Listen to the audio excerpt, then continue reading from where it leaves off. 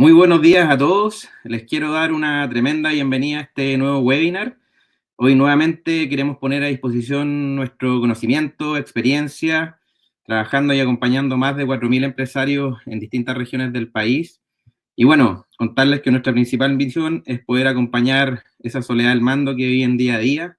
De esta forma queremos darle un empujón para salirse de ese ahogo que están viviendo, mirar su negocio en una perspectiva amplia y ayudarlo a tomar mejores decisiones tácticas hoy día y estratégicas que le permitan, ojalá, rentabilizar más su negocio y su tiempo. Bueno, rápidamente les quiero explicar la dinámica de hoy. Vamos a tener 40 minutos de exposición junto a Pablo, a quien voy a presentar en unos minutos. Y bueno, tenemos un chat. En este chat quiero comentarles que van a tener la opción de colocar sus preguntas para poder responderlas al final de la sesión. Y para darle algunas recomendaciones básicas, ojalá pongan el nombre de su empresa, a qué se dedican. Si quieren colocar un contacto, aprovechen esta oportunidad que lo están mirando más de 120, 140 personas conectadas al minuto de hoy. Y existe un botón de reconexión aquí arriba para poder reconectar si es que tienen mala conexión o están viendo pausada el video. Bueno, finalmente quiero darle el pase y presentarle a nuestro expositor de hoy, Pablo Acevedo, para que lo conozcan mucho mejor. Él es abogado de la Universidad de Concepción, tiene un magíster en Derecho en Stanford, es miembro del G100 y fundador de Flores y Asociados. Así que muy bienvenido, Pablo, muchas gracias por estar en esta oportunidad con nosotros y te doy el pase para que puedas partir con tu exposición.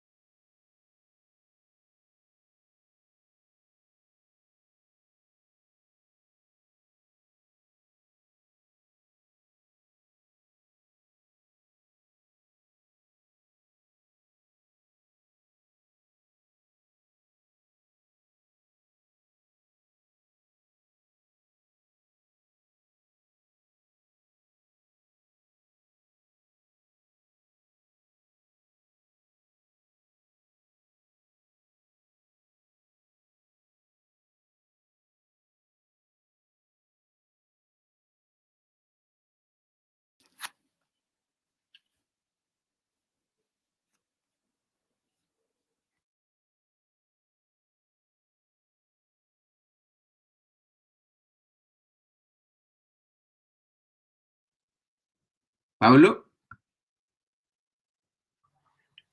¿Vladimir? Adelante, Pablo. ¿Aló?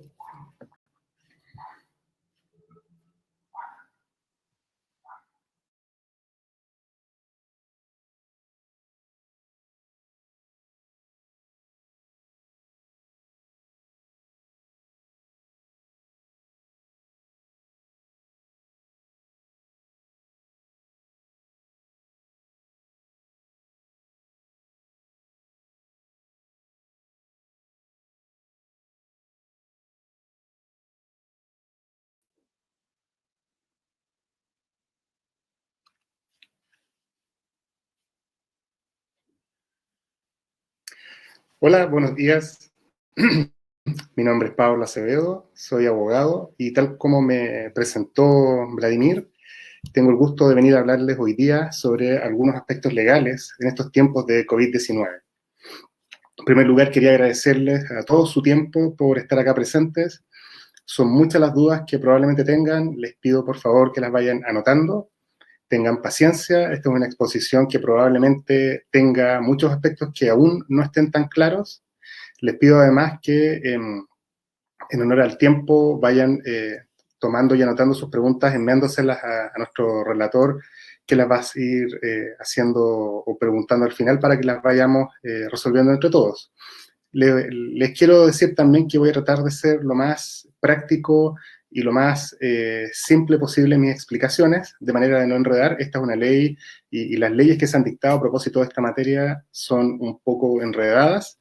Entonces voy a tratar de ser lo más claro en las explicaciones, lo menos abogado posible. Si hay algún colega escuchándome, le pido que me disculpe por alguna de las simplificaciones que voy a hacer, pero creo que es necesario por las materias que vamos a hablar y además por el día a día que ustedes tienen, probablemente facilitando los términos, vamos a tener una conversación mucho más fluida. Hoy día vamos a hablar de son tres o cuatro los puntos que vamos a abordar el día de hoy. Primero vamos a hablar de un contexto bastante necesario para esta conversación. Vamos a hablar en términos generales de la ley de teletrabajo, así como la ley de protección del empleo, y al final vamos a estar acá presentes para responder a sus dudas y preguntas. ¿Ya?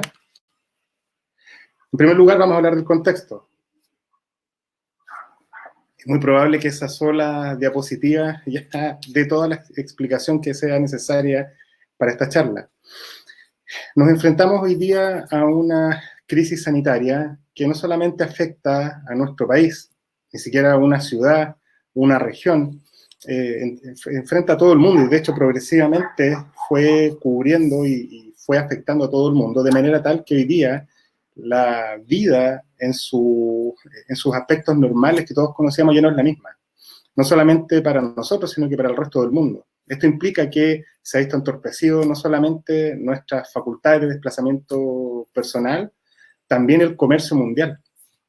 Esto trae una serie de implicaciones en una serie de aspectos de la vida, entre esos los aspectos comerciales, los aspectos civiles y también, por supuesto, los aspectos laborales.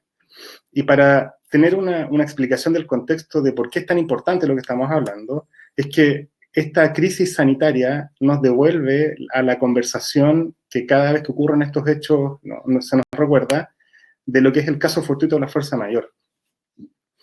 Acá, naturalmente, que en virtud de una serie de actos de la autoridad que restringen nuestros derechos, se ven limitadas las posibilidades de cumplir contratos donde las partes que lo han celebrado tenían ciertas expectativas.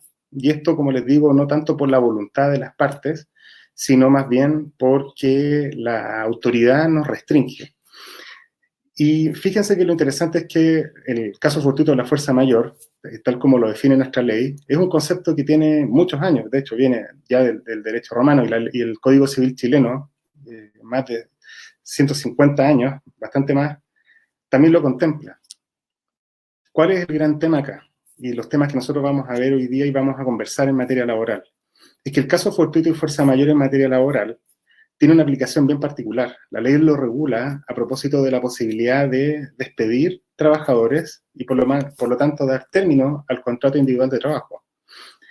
Y el gran tema acá que nosotros tenemos es que a propósito de la contingencia, que esto naturalmente no tenía ningún precedente y era literalmente impredecible, existía el gran riesgo de que si no teníamos una regulación especial por parte de la autoridad, podían generarse muchas incertidumbres, muchas incertezas, y naturalmente que sin el apoyo de una ley con cambio de ciertas reglas, era muy probable que este riesgo al final, temporalmente, algunos empleadores lo iban a querer traspasar a sus trabajadores, pero a la larga iba a ser traspasado de vuelta igual a los empleadores a través de indemnizaciones, porque muy probablemente se hubiesen judicializado los conflictos que hubiesen salido de eventuales despidos por caso fortuito de fuerza mayor.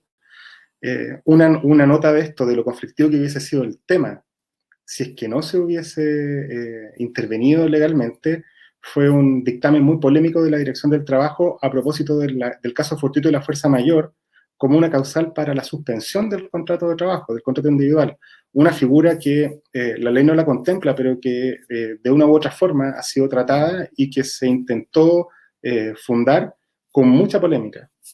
Dado que ya la polémica estaba muy fundada, incluso a través de un acto administrativo de la Dirección del Trabajo, lo que se terminó haciendo y legislando zanjó la disputa. Una de las cosas que dijo es que justamente el COVID-19, esta enfermedad, no daba para efectos de invocar la causal de despido de caso fortuito de fuerza mayor, y por el contrario indicó y reforzó que sí se podía aplicar la causal de despido por necesidad de la empresa.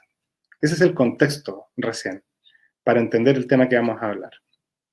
Ahora, como les conté yo, son dos las principales leyes que se han dictado sobre esta materia, que las que vamos a discutir ahora brevemente. Una es la de teletrabajo y la otra la ley de protección del empleo. Pero sin duda que son muchas regulaciones de distinta índole las que han salido en estos días y que se cruzan. Y por eso que hemos escogido estas dos, porque tienen mucha interacción.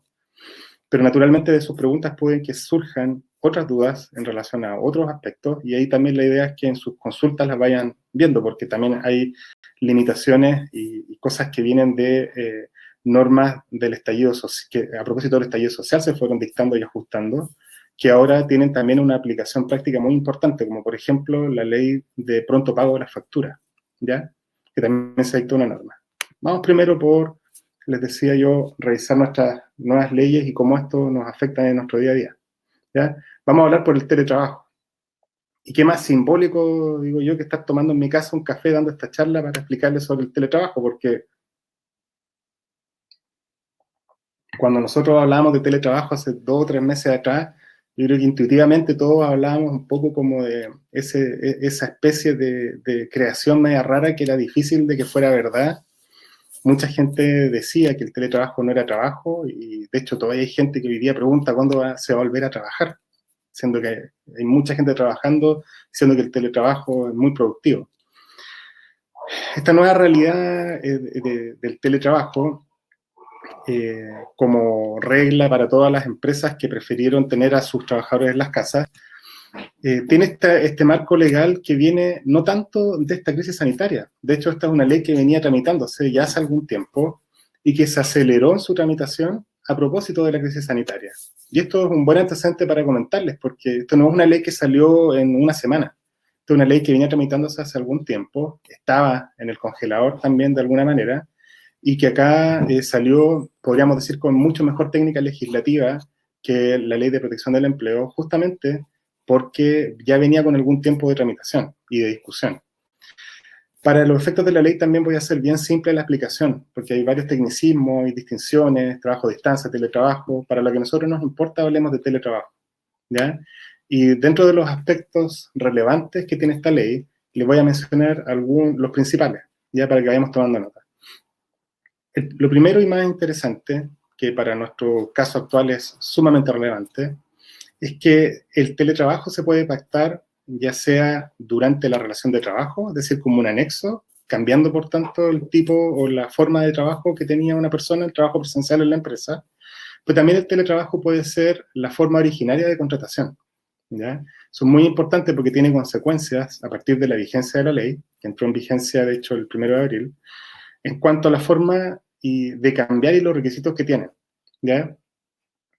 Es importante decir que los trabajadores que se acogen a la ley de teletrabajo, ya sea por anexo o por originalmente su contrato, gozan de todos y exactos mismos derechos, tanto individuales como colectivos, que asegura el Código del Trabajo.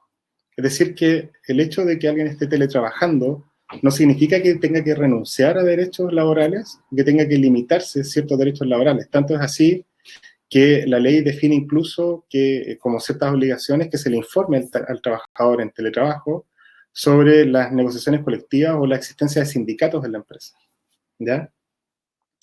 Ahora, el teletrabajo, para los efectos de esta ley, no es aquel que se desempeña cuando ustedes lo mandan a trabajar a una faena, por ejemplo. Teletrabajo, para los efectos de esta conversación y simplificando el lenguaje, como les decía yo, es lo que nosotros entendemos como trabajar desde nuestras casas, desde nuestro domicilio, ¿ya? También es importante decirlo, si ustedes lo mandan a una faena, a una instalación o algo que, que no es su casa, no es su hogar, para estos efectos no es teletrabajo, ¿ya? Ahora, el teletrabajo cuando se pacta por anexo contempla la posibilidad de volver al régimen general con un puro aviso dado con 30 días de anticipación por cualquiera de las dos partes. Esto es muy relevante de decir. En el caso que probablemente estén la mayoría de los trabajadores hoy día que pueden teletrabajar, sobre todo de consultoras, cuando este teletrabajo se pacta por anexo, se le puede poner término unilateralmente. ¿Por qué es importante y relevante reforzar esta idea? Importante y relevante porque al ser una modificación al contrato de trabajo, el incurrir o pactar el régimen de teletrabajo requiere acuerdo de ambas partes. Casi todas las modificaciones o la gran cantidad de las modificaciones, sobre todo de los elementos más esenciales del contrato individual de trabajo, requieren siempre el acuerdo de ambas partes, porque es un pacto, es un acuerdo de voluntades. La ley de teletrabajo tiene una innovación en tal materia porque dice que si este anexo se pactó durante la vigencia, no originalmente, se puede unilateralmente poner término por cualquiera de las dos partes, y para estos efectos basta un simple aviso enviado por escrito con 30 días de anticipación. ¿Ya? Ahora, la otra novedad del teletrabajo es que puede contemplar todo o parte de la jornada laboral, combinando el tiempo de trabajo presencial en la organización, como también tiempos de trabajo fuera de ella, ¿ya? Y en el mismo sentido, además es importante decir que el teletrabajo permite que los trabajadores estén con régimen de jornada, es decir, por ejemplo, el día de hoy, jornada de 45 horas semanales, o bien con liberación o exención de jornada, lo que usualmente se conoce como el inciso segundo del artículo 22 del Código del Trabajo. Es decir, se puede poner horario y establecer la obligación al trabajador de marcar su jornada. Todo esto, dice la ley, con cargo a tecnologías y herramientas e implementaciones que van a ser de cargo del empleador, ¿ya? Y por lo mismo, y eso es algo que hoy día probablemente la Dirección del Trabajo ya se ha estado pronunciando de manera paulatina, de cómo el empleador va a tener que generar estas formas de registro de las horas, ¿ya? Porque como les digo, puede estar o no sujeto a jornada el trabajador a través de teletrabajo. ¿Ya? Una cosa importante es que la gente que no tiene jornada, la gente que está exenta de jornada, tiene el derecho que se denomina de desconexión digital.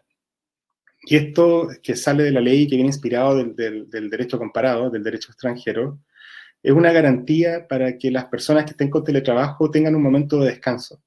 Significa en términos simples que el empleador y trabajador deben pactar, cuando no tienen régimen de jornada o están exentos de jornada, deben pactar aquellos momentos en los cuales el empleador no le hará requerimientos y el trabajador va a tener el derecho a no responder a estos requerimientos, que deben ser periodos que se extiendan por 12 horas diarias, ¿ya? Y estos tiempos, como les decía yo, y que fue muy polémico cuando se discutió mucho antes incluso del estallido social, el empleador ni siquiera debiera enviar requerimientos. Se discutió mucho porque el derecho acá es del trabajador de desconexión, pero también se habla mucho del derecho o de la obligación del empleador de no enviar requerimientos, porque mucha gente entiende, y muchos empleadores podrían decir, sí, pero él me lo contesta cuando quiere.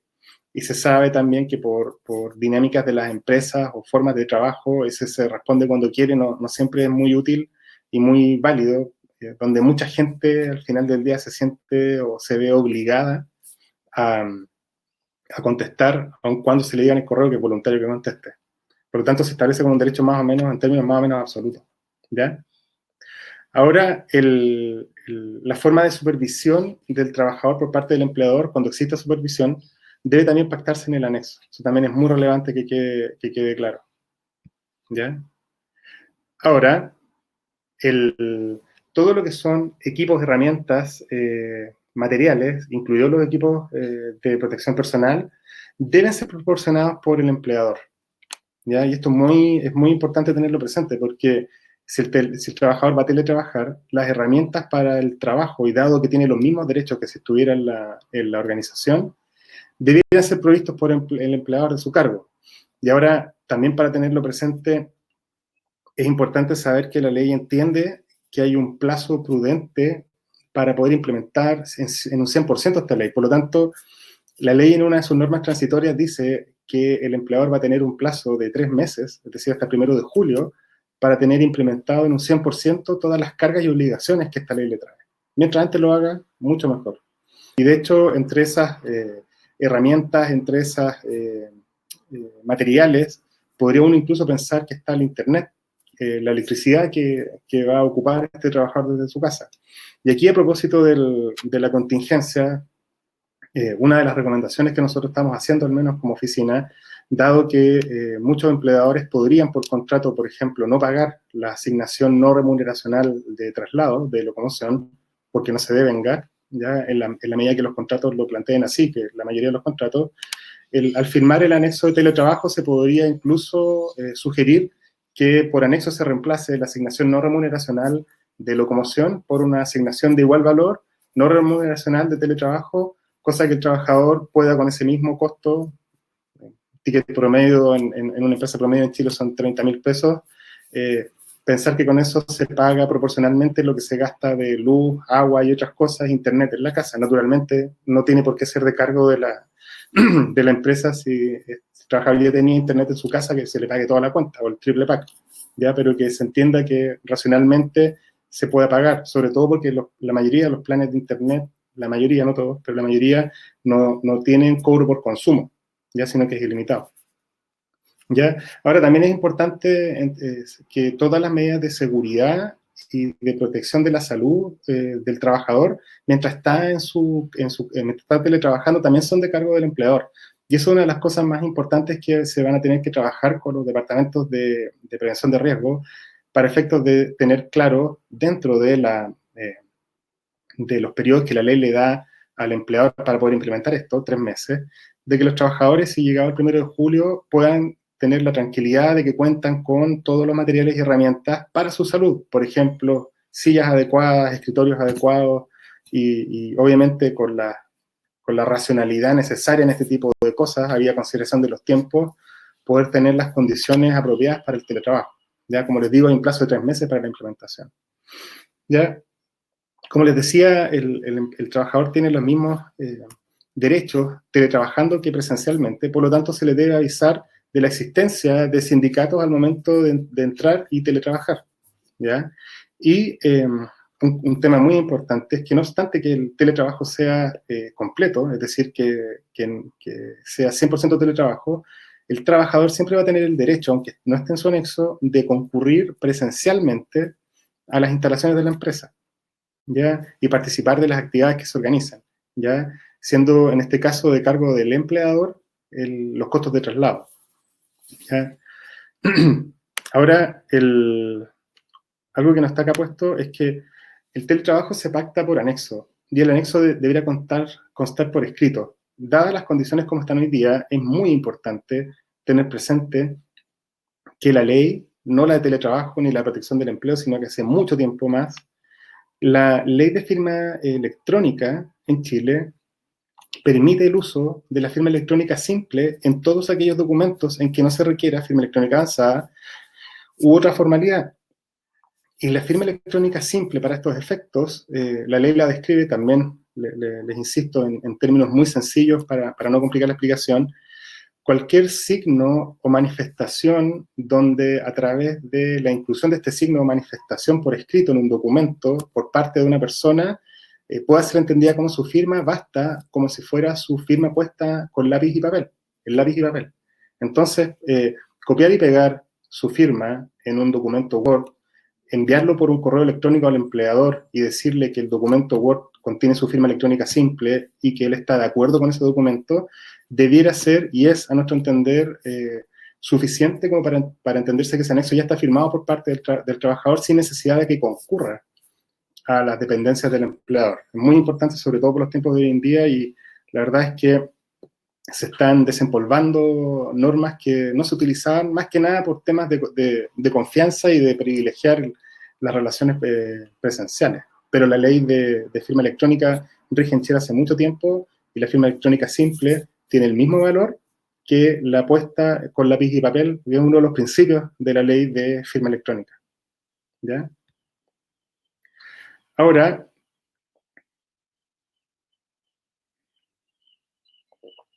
la ley de protección del empleo. A diferencia de la ley de teletrabajo, esta ley salió muy rápido y tenía que ser así, porque era para obedecer a esta emergencia que se estaba dando por la incertidumbre de qué es lo que iba a pasar. Mucha gente que critica, y yo aquí no vengo a exponer juicios de valor, pero mucha gente que critica la forma como salió esta ley y que dice que muchos empleadores se han acogido a esta norma, siendo un gran número de trabajadores que van a recibir su sueldo en abril con cargo a sus cuentas de seguro de desempleo. Hay estimaciones que serían un número similar de personas, o a lo mejor un poco menor, las que hoy día sin esta ley no tendrían incluso empleo, por invocación de la causal de necesidad de la empresa. Y muchas de estas empresas que invocando esta causal tampoco hubiesen tenido la caja para pagar las indemnizaciones, y muy probablemente muchas de ellas, a propósito de no poder, de caer en la insolvencia, incurrir en la liquidación concursal. Por lo tanto, esta ley vino a poner un poco un atajo a eso. Es una ley de emergencia, no es una ley permanente. Esta ley no establece pactos o efectos de manera permanente, sino que está pensado como para pasar esta contingencia. Y esta ley sale luego de un debate político bien intenso sobre a qué fondos o con qué cargos se van a plantear los fondos que va a recibir el trabajador. Vamos a conversarlo un poquito más adelante. Esta ley establece 3 alternativas bajo las cuales se va a poder incurrir en los beneficios de esta ley. Una de ellas no requiere el consentimiento o la voluntad de los trabajadores, porque ocurre de pleno derecho solamente por la ocurrencia del acto de autoridad, dándose sus condiciones, y las otras 2 requieren necesariamente el acuerdo de empleador y trabajador. De hecho, su nombre es pacto, y podríamos hablar de acuerdo, y que para estos efectos es importante hacer presente desde ya que el pacto de reducción temporal de la jornada, que es aquel que permite rebajar la jornada, es el más limitado y restringido, mejor dicho, de todas estas alternativas. Impone muchas condiciones, muchos requisitos, y hay que tener mucho cuidado en invocarlo, ¿ya? Porque al ser tan restrictivo, si no se está en algunos de sus casos se invoca y se llega a la conclusión de que estuvo mal invocada, las consecuencias para los empleadores pueden ser bien duras, y en este sentido llegando al extremo que si hay mala fe y si hay dolo, incluso cárcel para los empleadores y sanciones penales para la persona jurídica del empleador. ¿Ya? Se incurre también en una innovación de que se añade otro delito al catálogo de leyes de la ley de personas, a lo que hoy día se conoce como ley de responsabilidad penal de las personas jurídicas. ¿Ya?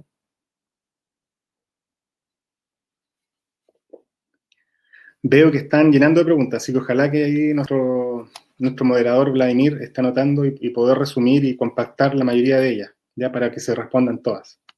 En primer lugar, vamos a hablar de aquella hipótesis donde los efectos de esta ley se pueden invocar por el empleador sin que deba concurrir la voluntad de los trabajadores. Y esto suena bien drástico, ¿eh? y mucha gente lo entiende que es algo que es muy categórico y que a lo mejor no debe haber sido así.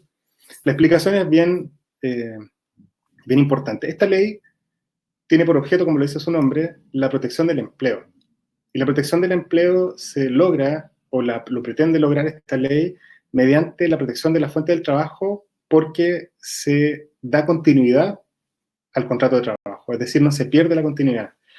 Un gran mito y un gran error de gente que me ha hecho la pregunta es que acá, para invocar esta ley, no es necesario que el trabajador vaya a firmar un finiquito. De hecho, si le pone término al contrato y firma un finiquito, no puede acceder a los beneficios de esta ley.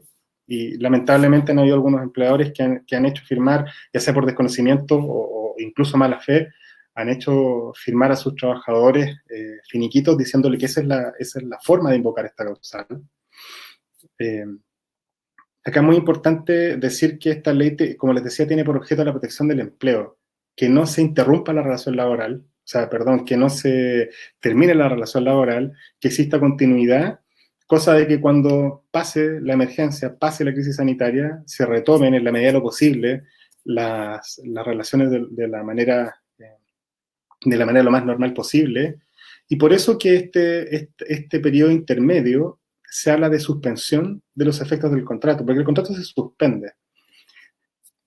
Muy interesante también hacerlo presente, porque de repente uno se pasa de largo en esta explicación, que se suspendan los efectos del contrato, haciendo una especie de metáfora, es como que el contrato se mete al freezer y queda ahí congelado.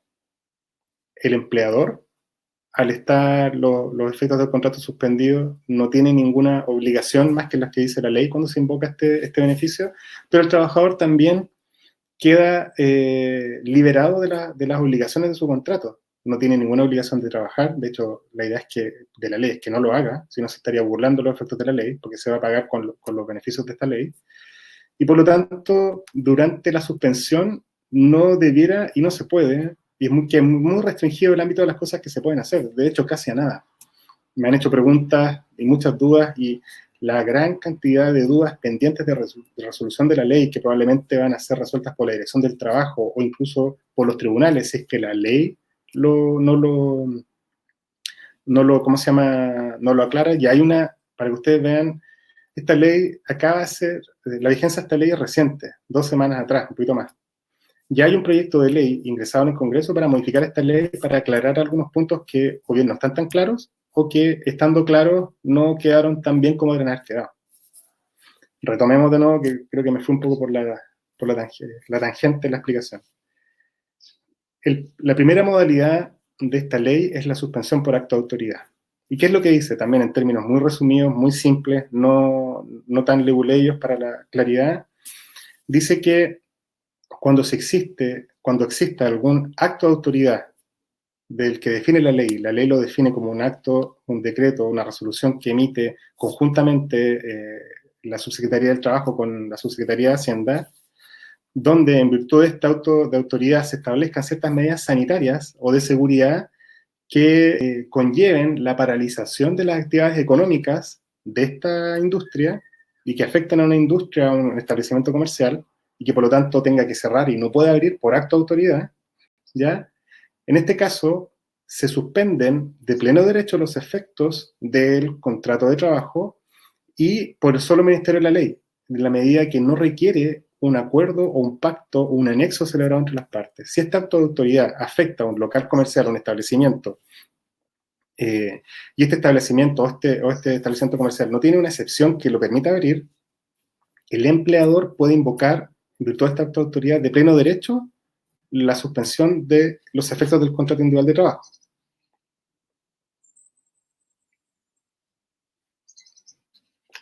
¿Qué es lo importante de esto? Que dentro de las cargas que tienen las partes al celebrar y negociar los contratos, obviamente que convencer a un grupo de trabajadores de que firmen un anexo en un estado como el que estamos describiendo, que es el del acto de autoridad, que en Chile ya está dictado, está vigente, y que varía y que se va complementando y va modificándose, quitarle el peso de la negociación de este anexo al empleador es muy útil, porque él decide y de alguna forma se invoca o no el beneficio de esta ley.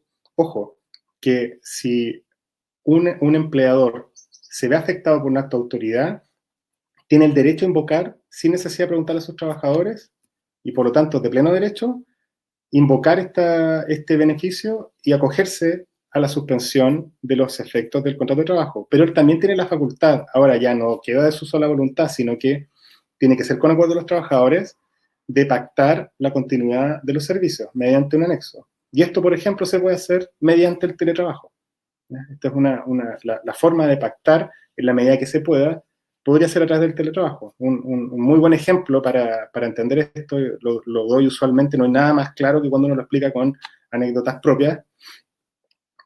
Nuestra oficina, en su oficina de Santiago, está en la comuna de Las Condes y se vio cerrada por acto de autoridad. Naturalmente que yo podría, como empleador, haber invocado esta ley para haber dicho a mis trabajadores, nos vamos a acoger a la ley, no necesito su consentimiento, y lo podría haber hecho de pleno derecho, porque la autoridad me afectaba en las instalaciones. No obstante, por requerimientos y porque estamos con muchos requerimientos, la verdad, es que nosotros pactamos la continuidad mediante anexos, cosa de que ellos, mediante teletrabajo, nos exceptuáramos de la aplicación de esta suspensión de pleno derecho y si continuáramos con la relación vigente. Yo, por lo tanto, no me acojo a los beneficios de esta ley y los contratos siguen tal cual en todos sus efectos y en todo su contenido, ya regidos ahora por un anexo de teletrabajo que es el que cambia solo en eso la modalidad de trabajo, pero nada más. Ahora, la suspensión del contrato por acto de autoridad, que es de pleno derecho, como les digo yo, tiene las siguientes consecuencias. Al suspender los efectos del contrato, el trabajador no tiene ningún tipo de obligación de prestar ningún servicio y el empleador solo queda con la carga de hacer ciertos pagos, que son los pagos de las cotizaciones previsionales, de los pagos de salud por remuneración, ¿ya? FONASA o ISAPRE, los descuentos de la AFC de cargo del empleador y del trabajador, y en relación a los seguros de accidentes del trabajo, solo el 50% de la cotización. Ese es uno de los aspectos que hoy día se está discutiendo y que se quiere modificar en la ley, pero hoy día la ley publicada y vigente dice así, esos son los cargos, o sea, el empleador solamente pagando esto, invocando esta ley, ya está cumpliendo con sus obligaciones, ya, como les digo, no requiere que se firme un anexo, lo único que se requiere es que previa inscripción en la AFC de querer acogerse a estos beneficios, que para estos efectos era hasta el 15 de abril, y para poder invocar este beneficio al 30 de abril. Y este procedimiento, que me voy a detener un poco más, implicaba que los empleadores hicieran una primera declaración, decir, me voy a acoger a estos beneficios.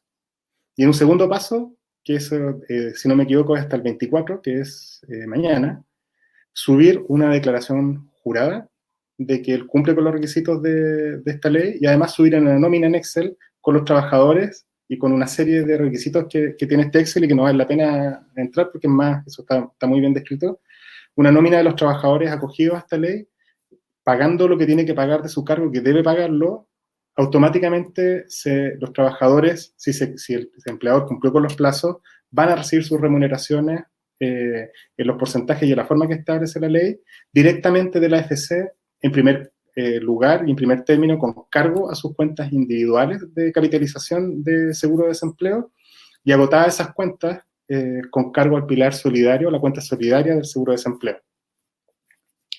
Como les decía, esta es una ley de emergencia, por lo tanto viene a dar un alivio temporal y no completo, y por lo tanto la ley plantea una tasa de reemplazo de las remuneraciones que no es al 100% y que tampoco es permanente en los mismos porcentajes en el tiempo.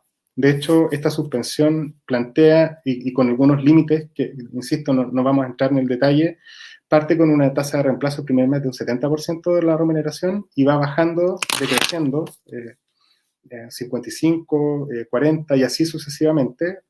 Los montos exactos están en la norma, no vamos a entrar en ese detalle por ahora. Y como les digo yo, con cargo a las cuentas individuales, y si las cuentas individuales no alcanzan con ciertos requisitos que establece la ley, se pasa al pilar solidario. Ahí está una de las primeras grandes polémicas que se causó, que motivó esta ley a nivel político, de entender bien por qué se cargaban primero las cuentas individuales. Y que, para explicarlo muy sencillo, y que yo creo que es una explicación bastante lógica, este beneficio se pueden acoger todas las empresas que cumplan los requisitos legales. Acá no hay limitaciones más que las que vamos a hablar un poco más adelante, que tener un contrato individual de trabajo, estar suscrito al seguro de desempleo y tener cierto número de cotizaciones, pero no se requiere ni ser pequeña, mediana, gran empresa. La verdad es que la ley establece... ¿cómo se llama? La ley establece solamente eso. Y también se pueden acoger a esto los dueños de empresa que se pagan su sueldo por la empresa. Y también por ahí va un poco la explicación de por qué primero se cargan las cuentas individuales, porque aquellos que tienen rentas mayores se van a pagar primero con sus propias cuentas de capitalización. Y se entiende que aquellas personas que tienen rentas mayores van a tener más plata en su cuenta de capitalización y por lo tanto deberían demorarse más en consumirla. Versus la gente que gana menos, que tiene sueldo, sobre todo los trabajadores que ganan en promedio 500, 1000 o menos al mes, y que son al menos la mitad de los trabajadores en Chile. Y por lo tanto, el cargar esto a las cuentas individuales, en primer lugar, el efecto que tiene es que hace que las personas que más ganen primero se coman sus propios recursos, y la gente que menos gana, que tiene menos ahorro, más luego se van a ir a los fondos públicos. De haber hecho el orden inverso o no haber tocado las cuentas de capitalización individual, hubiese ocurrido que la gente que más gana hubiese recibido proporcionalmente mucho más ayuda pública que la gente que menos gana, siendo que ese no debiera ser el sentido de la ley en ningún caso. Se trata de buscar un fin de justicia también en este tema, ¿ya? Les insisto, las únicas cargas del empleador son pagar las cotizaciones previsionales y de salud, FONASA y SAPRE, el seguro de desempleo de ambos lados y el 50% de la ley de excedente del trabajo. ¿Por qué queda eso así? No lo tengo muy claro. Hay muchas personas que me pueden decir, oye, esto que la gente queda suspendida en sus casas, pero con contrato vigente, ¿ya? No sé qué es lo que se tuvo pensado cuando se mantuvo esto, pero hay un proyecto de ley que quiere eliminar esto. No vamos a entrar en esa polémica tampoco porque hay que ver los fundamentos técnicos de eso también, ¿ya? Como les digo, no todos pueden acceder a este beneficio. Desde ya la gente que está con contrato honorario y que boletea no puede acceder, que es por la razón por la cual hoy día el Ejecutivo está anunciando beneficios para la gente que está en esta situación. Los requisitos para acogerse o para que el empleador pueda invocar esta ley es que los trabajadores estén regidos por el Código del Trabajo y afiliados al Seguro de Desempleo, y que además registren 3 cotizaciones continuas en los últimos 3 meses, ¿ya? O 6 cotizaciones continuas o discontinuas en los últimos 12 meses, siempre que al menos las últimas 2 sean con el mismo empleador en los últimos 2 meses anteriores, ¿ya? O sea, se requiere que exista una relación laboral vigente, ¿ya? Y que además se esté afiliado al seguro de desempleo, y que existan cotizaciones con ciertos rangos, ya sea con el mismo empleador u otros empleadores. Las personas que no tienen contrato de trabajo o que por algún motivo no estén en el seguro de desempleo, personas que tienen contratos muy antiguos que tenían la opción de integrar si no lo hicieron, o personas jubiladas, por ejemplo, no se les puede invocar este beneficio. Hay un tema ahí también, de si el empleador lo quiere invocar, no va a poder hacerlo, ¿ya? Y tener un mínimo de cotizaciones dependiendo de si son o no con el mismo empleador, ¿ya? Y si son continuas o discontinuas. En este caso, dándose estos requisitos, el empleador puede invocarlo de pleno derecho. No requiere la voluntad de los trabajadores, y para estos efectos lo único que tiene que hacer es pagar estas cotizaciones, estos cargos que acabo de describir, y además dar aviso a la AFC de que se va a acoger a este beneficio, y después de dar aviso oportunamente, subir la declaración jurada y la nómina de trabajadores para que con cargo a eso se entiendan, y avisar a los trabajadores naturalmente de que se ha invocado este beneficio. Ahora, reforzando un poco la idea, los trabajadores que no se rijan por el Código del Trabajo no van a poder invocarse, los empleadores no van a poder invocar esto respecto a trabajadores que no se rijan por el Código del Trabajo, como aquellos que no están afiliados al seguro de desempleo, ¿ya? Tampoco pueden acogerse a esto aquellos empleadores que por anexo, es decir, por acuerdo, han pactado la continuidad, ya una vez que entró en vigencia la ley, ya, pero tampoco aquellos que estén recibiendo subsidio por incapacidad laboral, ya sea, cualquiera sea la naturaleza de este subsidio, de la licencia médica, mientras estén con licencia. O sea, las personas que estén con licencia médica, primero se acaba la licencia y recién ahí se puede invocar este beneficio, ¿ya? Como le digo, esto lo piden los empleadores, y un aspecto muy importante es que los trabajadores no tienen que hacer ningún trámite presencial en la AFC. Debiera llegarles a todos sin problema en sus cuentas directamente los pagos. La AFC como entidad existe hace mucho tiempo, pero no se había subido a la digitalización de manera tan óptima como lo pudo haber hecho hace muchos años atrás. Entonces, ahora de manera más apresurada lo está haciendo. Esperemos todos que esté disponible y sin mayores problemas para la tranquilidad de todos los trabajadores, pero los trabajadores no deben, en virtud de este beneficio, concurrir a la AFC. Les va a llegar todos los trámites son del empleador, y les va a llegar a ellos, les debiera llegar sin problema sus remuneraciones directamente, tal cual si las hubiese pagado el empleador. ¿Ya?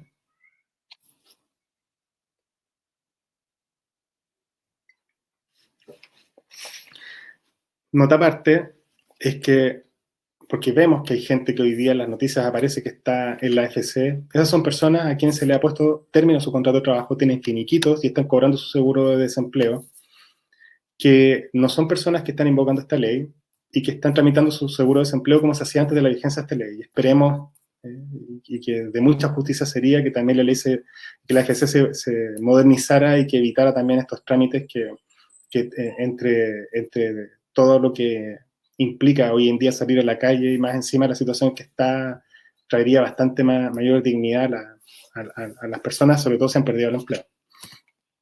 Como les dije, y espero que no tenerlos muy lateados con las explicaciones, esto era el beneficio que otorga la ley de la suspensión de pleno derecho por acto de autoridad. Aquí el trabajador no tiene que hacer nada, no se le pregunta nada, es el empleador el que decide si lo invoca o no, porque también puede negociar la continuidad. Pero también hay casos donde el empleador no va a poder invocarlo, porque no se van a dar los requisitos legales, pero de igual forma la ley le da la posibilidad de que lo pueda pactar, de que lo pueda acordar, y por lo tanto que se requiera para que se lleve a cabo la voluntad de los trabajadores. Estamos hablando del pacto de suspensión de la relación laboral. Y para resumir bastante este pacto y tratar y avanzar un poquitito, es que en los efectos de este pacto es exactamente igual a los efectos de la suspensión cuando ocurre de pleno derecho, por acto de autoridad. Tan solo que acá se requiere un anexo, se requiere la celebración de un anexo. Y por lo tanto el empleador no lo puede invocar de pleno derecho porque no se dan los supuestos. O bien no existe un acto de autoridad que lo afecte a él, o bien existiendo ese acto de autoridad está aceptado y por lo tanto no puede invocarlo. Y en este caso el empleador, por las razones que sea, llegando a un acuerdo con los trabajadores, se puede suscribir este anexo, y este anexo de suspensión produce los mismos efectos y tiene los mismos requisitos que la suspensión por acto de autoridad. Y aquí, naturalmente, cada empleador tiene que ver cuándo lo vaya a invocar. Las actividades exceptuadas del acto de autoridad son aquellas que muchos de nosotros conocemos y que dicen relación con aquellas industrias o aquellos establecimientos que no están obligados a cerrar por el acto de autoridad, o aquellos que, existiendo actos de autoridad, no les afecta particularmente a ellos, pero que, no estando afectados, les conviene o les resulta conveniente mantener cerrados y, por lo tanto, invocar esta suspensión. Y es importante acá hacerlo presente porque al tenerlo que negociar, van a tener que estar de acuerdo los trabajadores, y los trabajadores tienen que tener la tranquilidad de que si firman estos anexos no pueden pactarse cosas distintas a los efectos que tendrían de la suspensión de pleno de derecho por acto de autoridad, y además que las obligaciones para ambas partes serían las mismas, y los derechos, digamos. ¿Ya? También es importante tenerlo presente, y va a ir en la capacidad de cada empleador de cómo lo negocia con cada trabajador, y de los trabajadores de entender también cuál es la alternativa de no firmar estos acuerdos, que es forzar la relación laboral vigente con todos sus derechos y obligaciones, pero que puede ser pan para hoy y hambre para mañana. Las crisis hoy día que tienen las empresas, sobre todo de caja y de liquidez, es lo que está premiando, y ese es el gran problema, más que la mayor o menor voluntad de los empleadores de querer o no cumplir con sus obligaciones. Ahora los efectos son los mismos, y como les decía yo, lo único que se requiere es un anexo. La tercera alternativa es el pacto de reducción parcial de la jornada. Aquí ya no estamos hablando de que el contrato se ponga en el refrigerador, sino que en vez de tener una jornada completa, se reduce parcialmente. Y esto también requiere un acuerdo, también requiere un anexo, y también requiere, por lo tanto, la voluntad explícita a través de la firma de un anexo del trabajador. Esto no se puede invocar por el empleador sin la voluntad del trabajador. No se puede unilateralmente invocar, como les digo, requiere la voluntad del trabajador, y además esta es la situación, la hipótesis que tiene más requisitos, que es la más difícil de invocar, porque el legislador quiso ser muy cauteloso en quién la pudiera invocar. Ya acá no se suspenden los efectos del contrato, y en virtud de este mutuo acuerdo, lo que se puede hacer es que empleador y trabajador pacten reducir la jornada hasta en un 50%, no más de eso. O sea, si hoy día alguien tiene una jornada de 45 horas semanales, se puede bajar solamente hasta la mitad, pero no más de la mitad. Y la gracia es que en virtud de esta ley, y resumiendo también, firmado el anexo, se permite que el empleador, primero que el trabajador trabaje la media jornada naturalmente, y que el empleador, pagando todos los cargos y todo lo que deba pagar por un contrato a media jornada, todas las asignaciones por completo, incluso bonos, gratificaciones, todo, pero por lo que correspondería por el contrato reducido. El beneficio de esta ley es que, cumpliendo los requisitos, el sueldo, la remuneración del trabajador, y con ciertos límites también, se va a ver complementado hasta en un 25% más. Es decir, se va a aliviar la carga del empleador, pero se va a bajar la jornada, se va a bajar la remuneración, pero al mismo tiempo se va a ver complementada la remuneración para no ver tan afectado, tan apaleado el ingreso del trabajador, sobre todo considerando que va a tener que seguir trabajando porque es un pacto de reducción de jornada, no se suspenden los efectos del contrato. ¿Ya? Y por lo tanto, con ciertos topes que establece la ley, pensando bien en que esto tiene por efecto también ser un régimen excepcional, complementar la renta por sobre esa media jornada con ciertos topes y obviamente hasta un 25% de la remuneración. ¿Ya? También les insisto que acá no cualquier empleador se puede acoger. Si bien la ley no lo dice expresamente, en la práctica son casi todos empleadores que son contribuyentes de IVA, en las hipótesis que nos ha tocado analizar, al menos como oficina, es muy difícil encontrarnos con un caso de una consultora que encaje en alguno de estos cuatro, consultora que no facture con IVA, que pueda encajarse en alguno de estos cuatro requisitos. Eso es así, eso quedó así, digamos. Y la ley fue bien restrictiva también para que se tuviera mucho cuidado en la forma de invocar esto, porque se reduce la jornada, el trabajador sigue trabajando, pero se complementa el sueldo. También, y es muy importante, este complemento de la remuneración de los trabajadores también se hace con cargo a las cuentas de capitalización de la AFC, partiendo por las cuentas de capitalización individual y luego con la cuenta de Pilar Solidario. ¿Ya? ¿Cuáles son estos requisitos? O el empleador, ¿en qué situación se debe encontrar para invocar esto? En alguna de las cuatro hipótesis que dice la ley. En primer lugar, dice expresamente contribuyente de IVA, pero que tenga o presente una disminución de ventas que en promedio, por un periodo de 3 meses consecutivos, hayan bajado a lo menos en un 20% en relación a los 3 meses anteriores. Puesto con un ejemplo muy claro, que los meses de enero, febrero y marzo, en promedio las ventas sean en un 20% menores a las de octubre, noviembre y diciembre. Es importante tener presente que esto encaja un poco con lo que viene sucediendo del estallido social, porque se entiende que la crisis sanitaria agrava lo que venía ya del estallido social, pero ya muchas empresas la había bajado y muchas empresas se han visto en problemas justamente porque, sobre todo restaurantes y servicios de comida, porque octubre, noviembre y diciembre las ventas bajaron mucho y el promedio de esos 3 meses, compararlo con el primer trimestre del 2020 ha sido complejo, porque no necesariamente ha bajado en un 20%, pero sí ha bajado mucho. Lo que pasa es que el trimestre anterior, la verdad es que para muchos cayeron casi a cero las ventas, en algunas situaciones. Por lo tanto, el primer requisito, como les digo, que es que una disminución en las ventas de los 3 meses anteriores en al menos un 20% menor a los 3 meses anteriores a ese trimestre. Los dos otros requisitos para acogerse al pacto de reducción de jornada son requisitos más técnicos que dicen relación con invocación de beneficios o causales de la ley de insolvencia y reemprendimiento. Primero, encontrarse en un procedimiento concursal de reorganización, ¿ya? Alguien que ya venía y que ya estaba invocando los procedimientos concursales de la ley de insolvencia y reemprendimiento, o que esté en un procedimiento de asesoría económica de insolvencia que está relacionado con lo mismo. Es decir, si a usted no le suena ninguno de estos dos elementos, significa que no aplica para ustedes dos, porque esto es algo muy técnico que probablemente lo estén tramitando con algún abogado hoy en día. Y la cuarta es que, siendo empresas, establecimientos o faenas que no puedan paralizar sus actividades porque están exceptuadas por el acto de autoridad, es decir, no les afectó el acto de autoridad, necesiten reducir la jornada por razones de mantener la continuidad operacional de la empresa. Es decir, el acto de autoridad rige donde están ellos, pero no se ven afectados porque están exceptuados, pero de todas formas necesitan esto para asegurar su continuidad o para proteger eficazmente la seguridad y la salud de los trabajadores, ¿ya? Así que en esos casos se puede pactar, y como les decía yo, es muy difícil de que una empresa que sea consultora, que no facture o que facture exento, esté en alguna de estas hipótesis. No digo que no exista ninguna, pero es bien difícil que exista, ¿ya?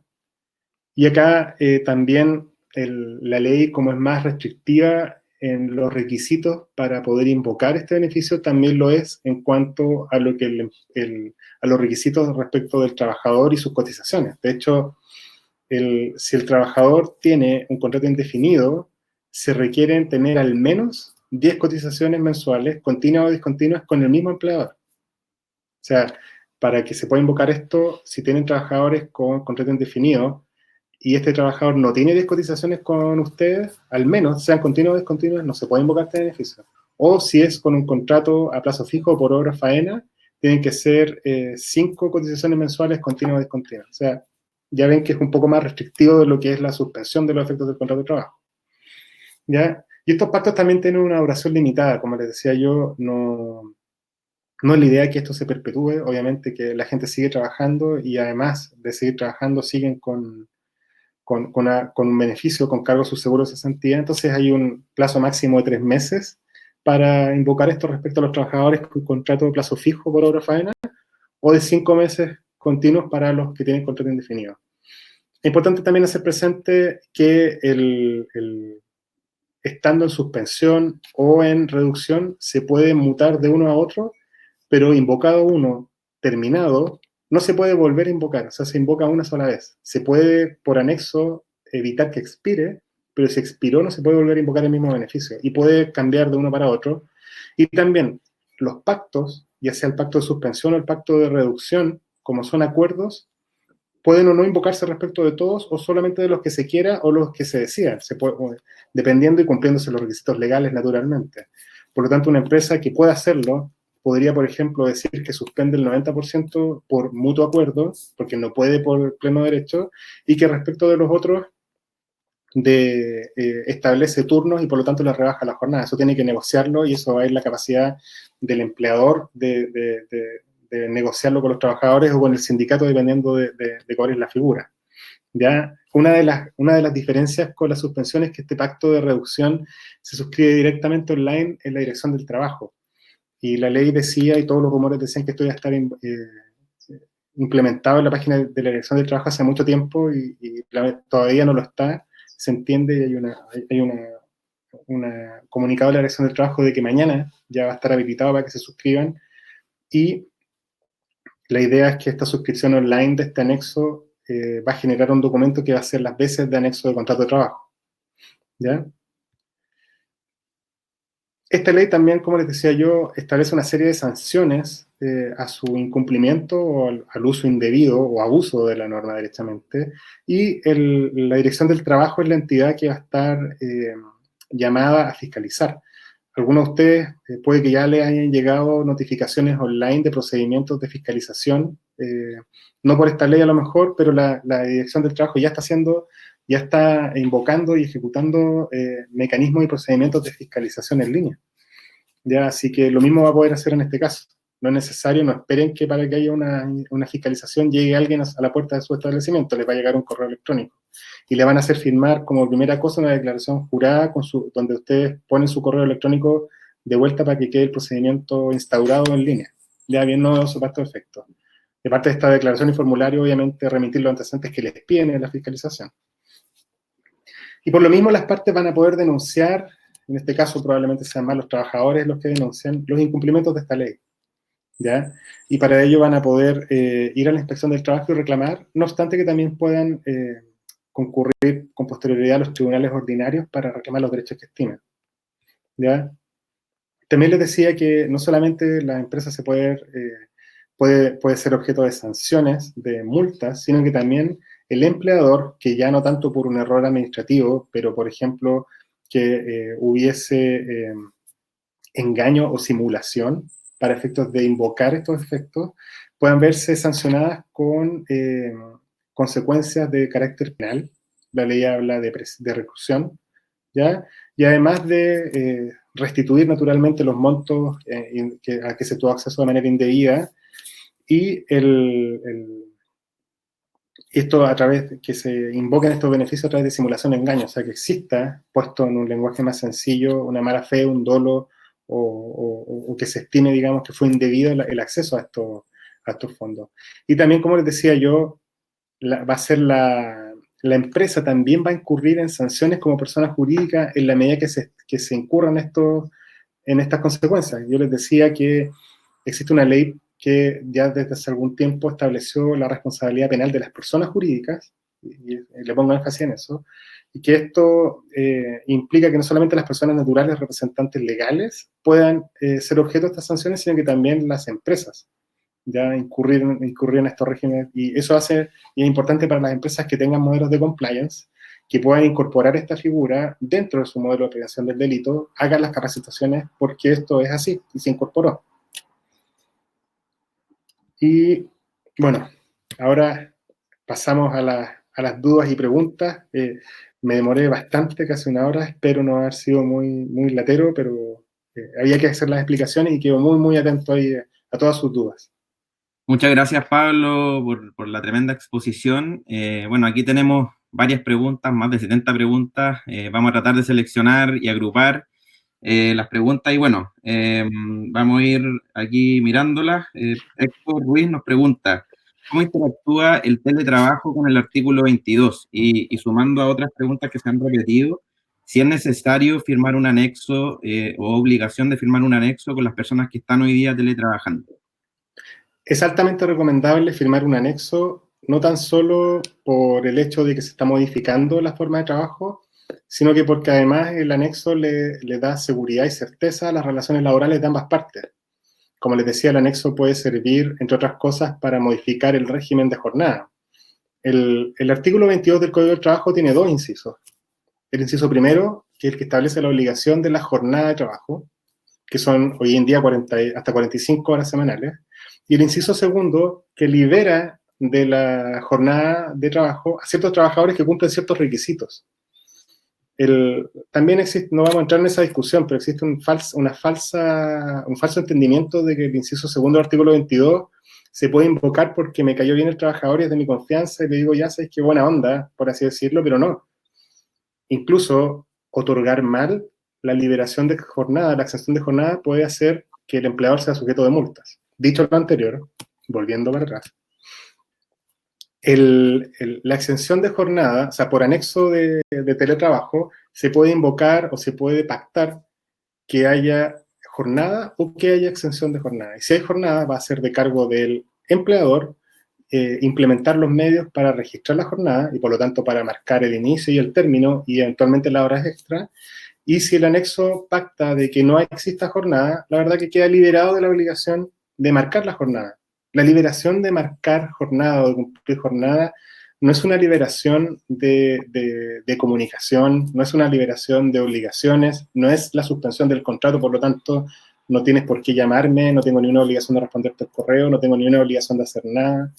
La liberación de jornada significa que no tiene que marcar, ¿ya? Y que por lo tanto, además, si se le piden cosas como se da la jornada y no se puede fiscalizar la jornada, porque se liberó la jornada, tampoco se pagan horas extra, ¿ya? Y la única limitación acá de la liberación de jornada con el teletrabajo es el derecho a la desconexión, ¿ya?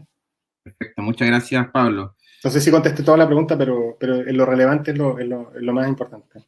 Eduardo Barría nos pregunta, ¿los trabajadores acogidos a la suspensión o reducción de jornada laboral deben ir a hacer la fila a la AFC todos los meses? Muy, muy buena pregunta, Vladimir, y gracias por la pregunta. No, porque ellos van a ya sea que se invoque la suspensión o la reducción, van a recibir directamente sus cuentas como lo reciben todos los meses, y según la ley lo estipula, que tampoco perdamos de vista que, independiente de que los contratos puedan decir otra cosa, la obligación legal es de que la gente tenga sus sueldos a más tardar al quinto día hábil del mes siguiente del que prestó los servicios. Es decir, la gente va a recibir de parte de la FC ya sea el 30 de abril o los primeros 5 días de mayo, como corresponde según la ley, pero no tienen que ir a la FC. Bien. Takensky Sánchez pregunta, si hubo un salto en el pago de las contribuciones en los últimos 3 meses, ¿es posible que el empleado pueda acceder a esta ley? Mira, las cotizaciones previsionales debieran estar todas al día y es de las pocas cargas que le da la ley. Hay gente que ha dicho que puede que estén declaradas y no pagadas. Las cotizaciones tienen que estar declaradas y pagadas, ¿ya? Y con los requisitos que dice la ley, ya sea, aquí se va a fijar, aquí lo que se va a ver, Vladimir, es respecto al trabajador al cual se le invocan, que tengan o no las cotizaciones que pide la ley, ya sea respecto de la suspensión o ya sea respecto del pacto. Entonces, si correspondían, debieran estar declaradas y pagadas. Otras ¿Ya? preguntas que se repiten bastante, y aquí voy a dar el nombre de Pamela Vilches, pregunta, ¿qué pasa si me accidento en el hogar y no tengo un anexo de trabajo o estoy hoy día teletrabajando? Y adicionalmente también algo que se repite mucho es qué pasa con los gastos asociados al teletrabajo. El tema de la luz, el agua, electricidad, Sí. internet, o hasta preguntas de si es necesario comprar un escritorio o sillas para las personas que están teletrabajando. Ya, mira, la primera parte de la respuesta, que a lo mejor no les va a gustar a todos, es que sea cual sea la respuesta que les voy a dar, la obligación del empleador es tenerlo implementado dentro de los 3 meses de la vigencia de la ley, es decir, al 1 de julio. Hoy en día, los empleadores deberían empezar a preocuparse de esto, pero la primera parte de la pregunta, el teletrabajo le da al trabajador los mismos derechos y obligaciones de su contrato individual de trabajo. O sea, si tiene un accidente en la casa, es un accidente del trabajo y se tiene que investigar y tratar como tal en la medida que lo sea. Y por eso yo les decía que una de las cargas que probablemente más más relevantes vean para las empresas sea de los prevencionistas de riesgo para ver la forma como se está trabajando desde los hogares. No existe una norma que hable de que se le tenga que comprar cosas específicas a los trabajadores. Nada dice de que le compre un escritorio, pero sí de que tenga las facilidades para poder trabajar. Naturalmente que si alguien vive en un departamento que no tiene ningún lugar que les dé la facilidad para trabajar con un computador, con ergonomía, hoy día estoy en el comedor de mi casa, ya tengo una silla en mi comedor, y que para mí entender, yo estoy con los mismos requerimientos que me ha dicho a mí la mutualidad para poder prestar los servicios, que mis piernas estén en 90 grados, mis codos también, que tenga un soporte lumbar, ya, y todo eso se tiene que ver caso a caso. No existe una obligación de comprar cosas específicas, pero sí proveer al menos las facilidades para que el trabajo sea para que se cumplan todas las normas que tengan que cumplirse.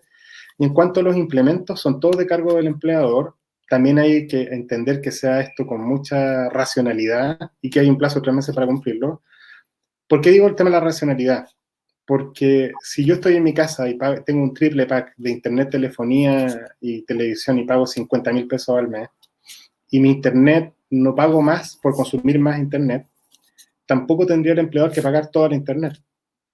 Si yo tengo un trabajador, por otro lado, y este trabajador yo le exijo trabajar por internet, y yo no le proveo ni un teléfono con un plan de internet, y le paso un computador, naturalmente que le voy a tener que ayudar y proveer los medios para que tenga internet en su casa, ya sea pasar un internet móvil, eso se ve caso a caso, no hay una norma general, ¿ya? Y lo mismo respecto a la luz, el agua y el gas, o sea, hay que también ser prudentes, y no es que se reembolse exactamente, pero tiene que haber alguna asignación, y por eso nosotros proponemos, y es una sugerencia para los empleadores, de que los anexos de teletrabajo se pacte de que se va a reemplazar la asignación de locomoción, insisto, que usualmente tiene un ticket que es como de 30.000 pesos, 30, 50.000 pesos en promedio de las empresas en Chile, incluso menos, y que en vez de pagarse eso, se va a pagar el mismo monto, pero ahora se va a llamar asignación de teletrabajo.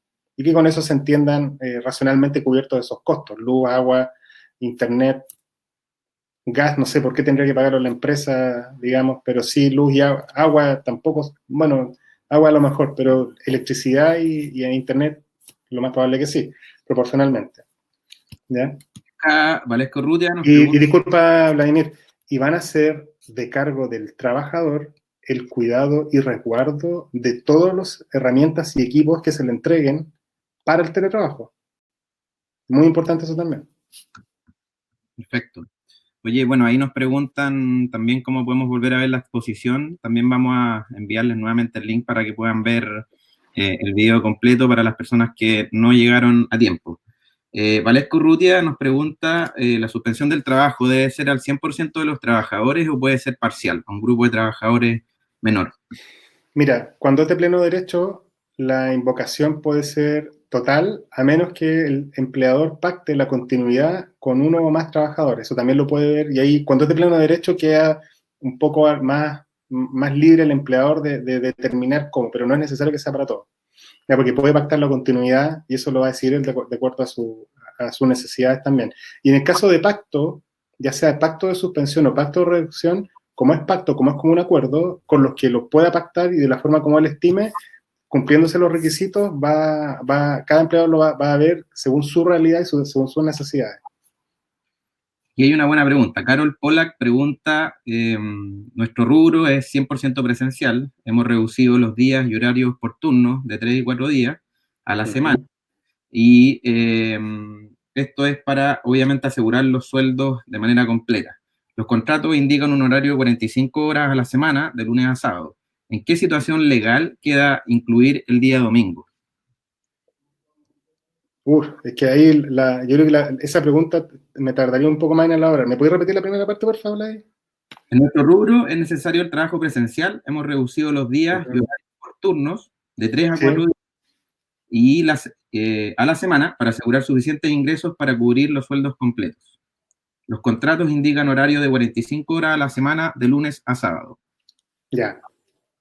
Lo que pasa es que la pregunta que nos hace ahí no está relacionada con esta ley, sino que con el régimen general de turnos y eventualmente turnos rotativos. El Código del Trabajo establece la forma como el empleador, con acuerdo de los trabajadores, mediante anexo, y a través del establecimiento de turnos rotativos se puedan establecer estos turnos y cambiar la jornada, pero eso no tiene nada que ver con invocar la ley ni por la suspensión y la reducción de la jornada, a menos que quiera reducir la jornada en la medida que se le den los requisitos para poder reducirla. Pero eso lo que explica, si no se acoge a los beneficios de la ley, es según las normas generales para establecer turnos y hay reglas especiales en relación a los domingos, porque no se puede trabajar primero de lunes a lunes, ni todos los domingos tampoco, hay ciertas normas, pero que escapan un poco de la ley de protección del trabajo. De hecho, se acoge más bien a las reglas generales, ya sobre el trabajo los días domingos. Perfecto. ¿Ya? Claudia Mulero pregunta, ¿qué sucede si al trabajador se le acaba el fondo de seguro de cesantía al aplicar alguna de las causales y luego queda cesante? ¿Queda sin seguro? Bueno, la práctica sí. De hecho, son una de las grandes críticas. Queda sin cuenta individual. Y ahí, en el fondo, para poder obtener su seguro de cesantía, tienen que volver a darse los requisitos para poder invocarlo y pagarlo. Y ahí aplican las reglas generales del seguro de desempleo. ¿Ya? O sea, si se consume toda su cuenta individual y después incurre en desempleo, va a tener que cumplir con los requisitos de la ley en términos generales para poder invocarlo.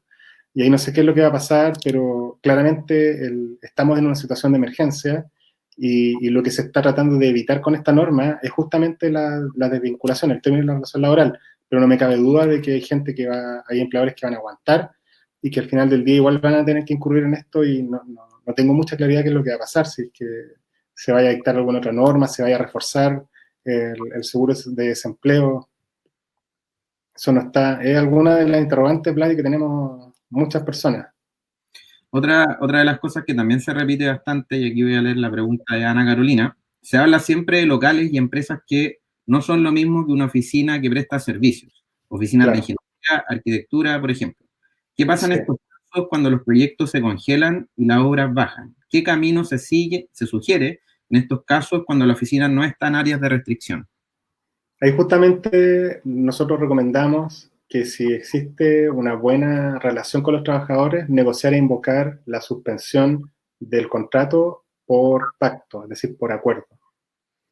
Ya en la medida que tenga que los trabajadores, o sea, eso se da solo si es que hay contrato de trabajo y cotizaciones. Si los trabajadores de estas oficinas de consultoras, arquitectura y otras boletean, lamentablemente no se dan los requisitos para invocar la ley. Pero acá es uno de los casos, Vladimir, donde se puede invocar por pacto la suspensión total de los efectos, pero no la reducción de parcial de jornada. Perfecto. ¿Ya? Otro que se repite mucho, y aquí Jennifer Cortés pregunta, ¿se puede realizar un pacto de suspensión de contrato a una trabajadora embarazada o una persona que se encuentra con fuero? Suspensión se puede en la medida que esté trabajando y que no esté usando su pre o postnatal. ¿Ya? Reducción no se puede, lo establece expresamente la ley. No lo dice la ley en la suspensión, lo que pasa es que lo dice expresamente en la reducción. ¿Ya? Y lo mismo, esto aplica, lo que acaba de decir aplica respecto a las licencias médicas. Cualquier persona que esté usando una licencia médica, para poder invocarlo, hay que esperar a que se venza la licencia médica. Perfecto. Otra pregunta práctica. ¿Se puede considerar como necesidades de la empresa la baja en ventas por la crisis sanitaria? Para efecto de despedir por necesidades de la empresa, es parte de la argumentación, pero no lo es todo. La invocación de la causal de necesidad de la empresa, que por lo demás sigue vigente, la ley lo ratifica,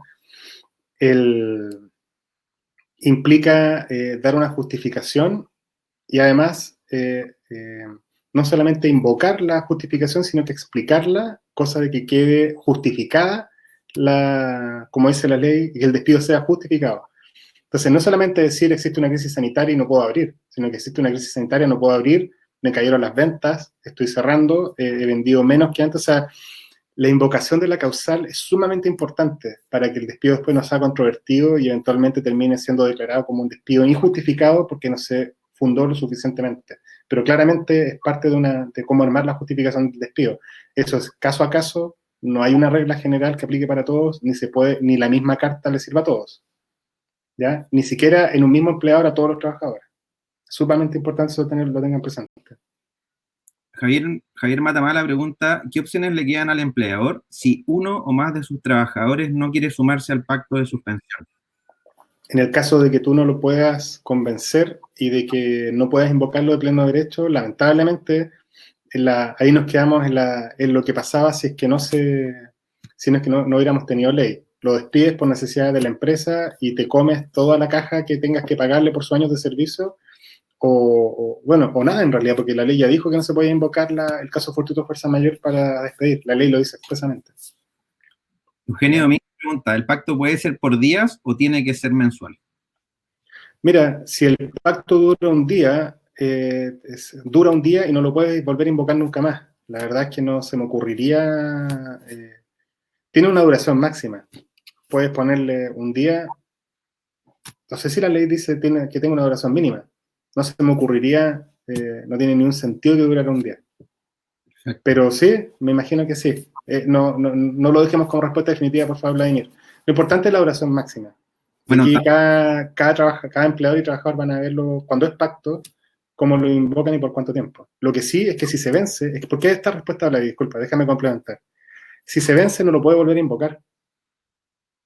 ¿Ya? Lo puede prorrogar antes de que venza. Bueno, también les voy a comentar que todas estas preguntas que están generando y, bueno, todas las históricas las vamos a colocar en un documento y las vamos a responder para poder enviárselas a sus correos y tengan, obviamente, todas las respuestas que necesiten para estos momentos difíciles. Heinz Heitman pregunta, tengo un restaurante bajo cuarentena total, para disminuir mis gastos fijos, adjudiqué a mis trabajadores a la AFC, suspensión por acto de autoridad. Mi pregunta es si existe una manera de poder seguir vendiendo durante este periodo sin exponerme a sanciones o por estar adjudicado a la AFC debo mantenerme inactivo. Mira, tú puedes, si estás por acto de autoridad, tú puedes mediante anexo pactar la continuidad de ciertos trabajadores, ¿ya? Y dependiendo de tu actividad, y si es un restaurante, va a depender de la zona donde esté, si le permiten abrir la cocina para hacer despachos. Atender presencialmente es altamente probable que no. Entiendo que no, de hecho, hoy en día. Pero sí algunas comunas, y si no todas, permiten que abran las cocinas para efectos de despachar cumpliendo con ciertos requisitos. Entonces él podría eventualmente sacar gente de la suspensión que invocó para darle la continuidad a la cocina, por ejemplo, que muchos restaurantes lo han hecho. Ojo, que si ya invocó el beneficio, lo saca y después ve que no le resulta, no lo puede volver a meter porque ya invocó el beneficio una vez. Perfecto. Ese es un buen ejemplo de continuidad. Rodrigo Galleguillos pregunta, ¿qué pasa con los arriendos de oficina y lugares de trabajo cuando hay periodos sobre un año? ¿Podemos hacer términos de contrato anticipado o acogernos a alguna ley, como la ley del consumidor? Pregunta. Y aquí nos salimos, nos cambiamos de carro, pero puedo contestarlo igual. Altamente controvertido. ¿Y qué es lo que pasa? Aquí nos salimos del ámbito del derecho al trabajo, nos metemos al derecho civil. Y aquí el que está afectado por caso fortuito fuerza mayor es el arrendador, no el arrendatario, porque la obligación del arrendador es darle a su disposición el inmueble, ¿ya? Pero la obligación del arrendatario es pagar la renta. El arrendatario no tiene, y como la renta se paga en pesos, el dinero es un bien fungible, no, a menos que el acto de autoridad nos haga a todos los chilenos un corralito en nuestras cuentas corrientes, no se ve inhibido de ¿cómo se llama?, de pagar la renta de arrendamiento, no se ve excusado de pagar la renta de arrendamiento por caso fortuito de fuerza mayor, el que se ve excusado es el arrendador. Entonces, a menos que el contrato de arrendamiento diga otra cosa, tiene que seguir pagando la renta de arrendamiento. El que se ve excusado del acto es el arrendador, no el arrendatario. O sea, el que se ve excusado de poder cumplir sus obligaciones por contrato en virtud del caso fortuito de fuerza mayor es el arrendador, no el arrendatario. Entonces, por eso, si bien van a seguir obligados a pagar su renta de arrendamiento, a menos que el contrato diga otra cosa, ojo, se puede modificar por no de acuerdo, lo recomendable es que negocien y conversen con sus arrendadores. ¿Ya? Ahora, estos derechos civil, derecho común, nos cambiamos caballo, así que volvamos al caballo del derecho laboral para todo efecto, aunque no tengo problema en seguir respondiendo estas preguntas, pero en la medida que les sirva a todos también. Perfecto. Oye, vamos a las últimas preguntas, Pablo. Aquí pregunta Natalie Donoso, ¿cómo informó a la AFC el término del pacto de suspensión por cuarentena de las comunas asignadas por la autoridad. Por ejemplo, si una comuna solo fue 15 días y luego deben reincorporarse a sus labores. Sí, yo entiendo que eso, bueno, es bastante técnico. Yo entiendo que hay una forma de dar el aviso, y es obligación de dar el aviso, y además hay que dar el aviso a los trabajadores para que vuelvan también. ¿Ya? ¿Cómo se hace? Entiendo que por la misma página. Pero no, yo no lo he hecho, así que no tienes que verlo en la misma página. Dar el aviso de que termina y dar el aviso además que a los trabajadores para que vuelvan a trabajar. O que se pactó el teletrabajo, por ejemplo. Oye, bueno, aquí una última pregunta, Pablo, para no quitarte tanto tiempo. Y Ángela Valle pregunta, y también se repite harto esta pregunta: ¿la mutual recibe a un trabajador que sufrió un accidente en casa si no tiene firmado anexo de teletrabajo? Mira, esa es una de las razones por la cual debería existir firmado el anexo. Ahora, yo les aseguro que la Dirección del Trabajo y las mutualidades van a ser sumamente comprensivas en el caso de que por la situación en la que estemos el anexo no se haya firmado, pero que al menos haya circulado con todas las obligaciones para que la gente entienda cómo se va a regir. Aquí la mayoría de la gente o las consultoras que hemos teletrabajado, estamos teletrabajando desde el 16 de abril más o menos, ¿ya? Y eso es un poco más de un mes. Si en esa época no se ha armado un anexo de teletrabajo que haya circulado al menos entre los trabajadores, yo creo que es el momento de hacerlo, ¿ya? Y es de la conveniencia de ambas partes tener la seguridad de los derechos y obligaciones del contrato, ¿ya? Así que háganlo, y el trabajador que teletrabaja durante el teletrabajo tiene los mismos derechos y obligaciones que por código de trabajo el contrato individual tuviera en caso de estar trabajando en las instalaciones del empleador. Bien, Pablo. Oye, bueno, para ir cerrando, no sé, Pablo, si quieres ahí dar un par de últimas recomendaciones a todos los que están todavía conectados, algún tip que tú creas relevante o algún resumen que tú creas importante recalcar para ir cerrando. También ahí, bueno, le estamos dejando la evaluación del evento, le agradecemos que nos puedan enviar todos sus comentarios, esperamos que haya sido un tremendo apoyo esto y bueno, Pablo, te doy el pase para que nos den las últimas recomendaciones, tips que tú creas relevantes para este minuto. Sí, yo creo que voy a hablar algo que no tiene nada que ver con la ley. Este es un momento para que se refuercen las relaciones laborales, para que los empleadores además no solamente invoquen sus propias necesidades, sino que también mediante la empatía se acerquen a los trabajadores. Es el momento del fortalecimiento de los equipos. Los cambios de paradigma van a ser más o menos permanentes, y por lo tanto yo creo que es el momento además donde debemos atrevernos a innovar en las tecnologías, en las formas de trabajo, en los modelos de negocio, y la forma de llegar a la... El principal problema que hay hoy en día son los trabajadores que se han negado a firmar los pactos. Y esta negación muchas veces se debe al desconocimiento o al temor. Y mi recomendación es acceder un poco a estas habilidades más bien blandas para lograr este cambio de criterio, porque esta crisis está consumiendo al país por completo, ¿ya? Y obviamente que esto nos va a afectar y nos va a pegar a todos. Entonces, no es una buena estrategia incurrir en la amenaza o caer en amenazar de despidos o incurrir en esas técnicas que más bien son como de extorsión. Este es el momento donde estamos todos acogotados, pero tenemos que ser capaces de tener un discurso proactivo, un discurso coherente con los intereses de empleador y trabajador, donde la empatía nos ayude y donde salgamos con las relaciones laborales fortalecidas de esto, ¿ya? Esa es mi recomendación, y porque si no, de otra forma, lo que va a suceder es que vamos a pasar de la forma que sea esta crisis y vamos a estar en 6 meses más con los tribunales del trabajo colapsados de demanda, y eso lo que va a significar es que vamos a haber postergado temporalmente los problemas, pero no de manera más permanente, ¿ya? Así que esa es un poco mi recomendación. Y Bueno, además hacerles presente que existen muchas dudas planteadas, espero no haberme equivocado en ninguna de las respuestas, pero es natural que sigan con muchas dudas, con muchas consultas, y espero además que la Dirección del Trabajo, a través de sus aclaraciones, vaya dándonos mayor orientación, y también las leyes que vayan saliendo y los tribunales en definitiva asentando más los derechos y obligaciones de las partes. ¿ya?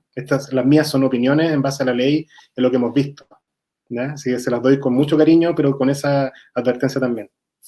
Perfecto, muchas gracias Pablo. Nuevamente agradecerte tu tiempo, la buena exposición, haber respondido prácticamente varias preguntas que nos hicieron. Solo ahí recalcar una pregunta que yo creo que también es importante, que hoy día todavía la FC no dispone de un canal para comunicar estos temas. Entiendo que todavía está en este proceso de trabajo digital, por lo tanto también, ¿qué recomendación nos puedes dar? Porque entiendo que se puede avanzar en generar estos acuerdos y no necesariamente hoy día acceder directamente a la página de la AFC. Sí, como te digo, va a ser clave en esto también tener las conversaciones directamente con los trabajadores.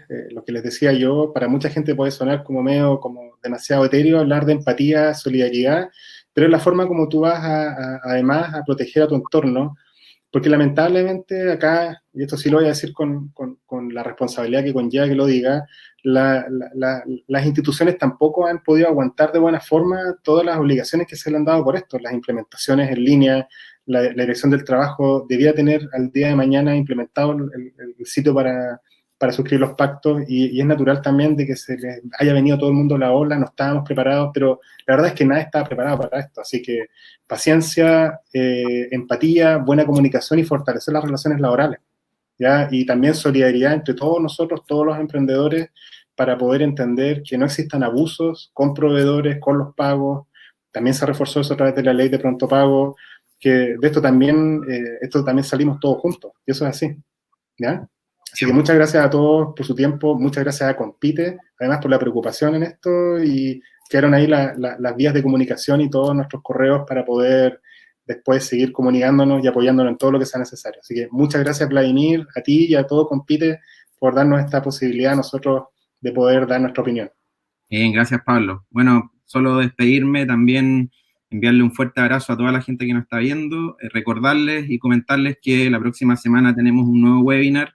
Este va a estar enfocado en ventas y marketing digital. No solo hay que preocuparse de eficientar gastos, costos, sino que también tenemos que preocuparnos de salir a vender y buscar nuevos canales de distribución que nos permitan generar ingresos para mantener la liquidez de nuestro negocio. Así que en Compite estamos muy contentos y animados de poder ayudarlos, entregarles buena información y estén atentos a nuestras redes, pueden escribirnos a nuestros correos si tienen más dudas y vamos a seguir obviamente alimentándolos con buena información y tratando de darle una mejor lectura a todos los cambios que están ocurriendo para fortalecernos y salir todos juntos de esta crisis.